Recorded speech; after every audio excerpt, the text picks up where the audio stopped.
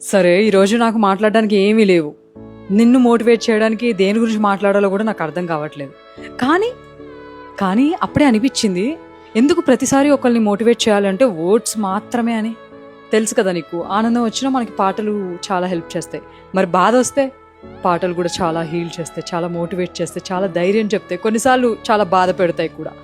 ఏ పాట ఏ పాట నువ్వు రెగ్యులర్గా బాధ వచ్చినప్పుడు వినాలనుకుంది, విన్నది, నువ్వు బాధపడేటప్పుడు మార్చిన పాట ఏంటి?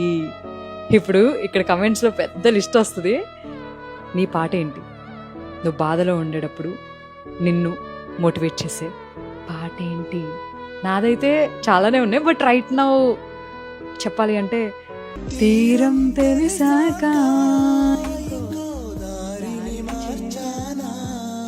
దారులు సరి అయినా వేరే తీరం చేరానా.